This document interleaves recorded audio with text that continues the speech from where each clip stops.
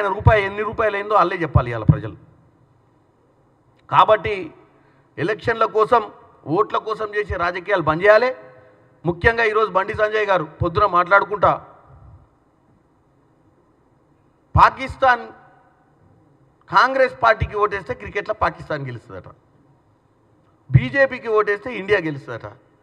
ఒక బండి సంజయ్ గారు, మీరు ఒక మినిస్టర్ ఆఫ్ స్టేట్ ఈ భారతదేశానికి హోంశాఖకు మైకు ముందు పెట్టినప్పుడు నాకు తెలుసు నేనైనా మీరైనా కష్టపడి కింది స్థాయి నుంచి వచ్చిన నాయకులం. కానీ మనకు హోదా వచ్చినప్పుడు హోదాను గుర్తుపెట్టుకొని మాట్లాడాలి. మనం ఏం మాట్లాడుతున్నాం, ఇంకెవరన్నా మాట్లాడితే క్షమించవచ్చు, ఇంకెవరన్నా మాట్లాడితే విస్మరించవచ్చు. మనం ఏదోలే మాట్లాడిండు, రాజకీయ ఒత్తిడి వల్ల మాట్లాడిండు, పార్టీ ఒత్తిడి వల్ల మాట్లాడిండు, ఆయన వల్ల 4 ఓట్లు వస్తే పార్టీలో ఆయన గుర్తింపు వస్తుంది, ఆయన గుర్తింపు లేదు ఆ పార్టీలో అని చెప్పుకోవచ్చు. మీకు గుర్తింపున్న నాయకులు, మీకు మంచి హోదా ఇచ్చింది మీ పార్టీ, మీరు ఒక ఎగ్జాంపుల్గా మాట్లాడాలి. మాలాంటి లీడర్లు కూడా మీ లెక్క ఇంకా పైకి వచ్చి రేపు ఒక మంచి హోదాకు రావాలంటే ఈ లైన్లలో మాట్లాడితే ప్రజలు మనల్ని అప్రిషియేట్ చేస్తారన్న విధంగా ఉండాలి తప్ప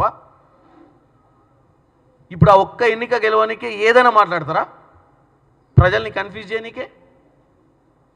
అంటే ఇప్పుడు మీ వీడియో చూసిన వాళ్ళందరూ కూడా పొద్దున మీరు మాట్లాడినటువంటి లైన్లల్లో సెంటిమెంట్ని క్రియేట్ చేసి మీరు మాట్లాడితే కులాలు, ముస్లిమ్సు, ఇండియా, పాకిస్తాన్ తప్ప వేరే ముచ్చటే లేదా మనకు?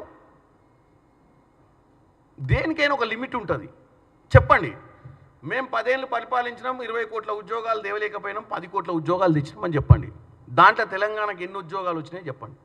సెంట్రల్ గవర్నమెంట్ నోటిఫికేషన్ల ద్వారా తెలంగాణకు ఇంత లబ్ధి జరిగింది, ఇన్ని ఉద్యోగాలు ఇవ్వగలిగినాం. కాంగ్రెస్ పార్టీ 2 లక్షల ఉద్యోగాలు ఇవ్వలేదు. కాంగ్రెస్ పార్టీకి జాబ్ నోటిఫికేషన్ నువ్వు చూపించాల్సిన అవసరం లేదు. మేము ఏం జాబ్ నోటిఫికేషన్ ఇచ్చినామో, లేకపోతే ఏం మా క్యాలెండర్ ఉందో అనేది మాకు తెలుసు. ఏముందో మాది, మేము డిఎస్సి పెట్టింది మేమే వచ్చిన తర్వాత. టీచర్లకు దగ్గర టీచర్లకు ఎంతమంది టీచర్లను ట్రాన్స్ఫర్ చేసినాం అనేది కూడా మీకు క్లియర్గా ఈరోజు లెక్కల ప్రకారం ఉంది. కాబట్టి మీరు మేమేం చేసినాం అనేది మాకు చెప్పాల్సిన ప్రయత్నం చేయకండి. తెలంగాణ ప్రజ క్లియర్గా ఉంది, మళ్ళీ పదే చెప్పాల్సిన అవసరం లేదు. ఎందుకంటే 55,163 ఉద్యోగాలు ఇచ్చింది వాస్తవం కాదా?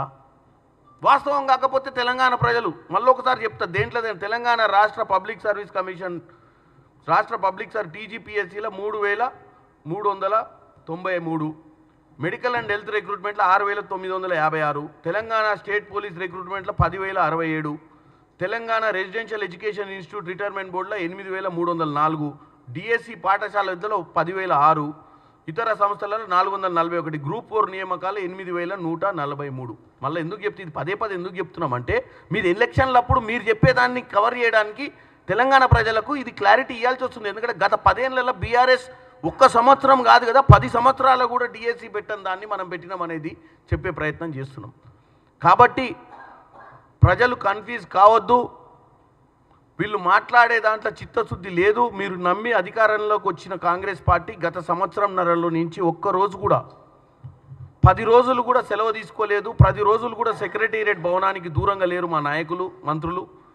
ప్రగతి భవన్ ఉంది, సెక్రటేరియట్ నడుస్తుంది. గతంలో మాదిరిగా ఫామ్ హౌస్ పాలన నడుస్తలేదు.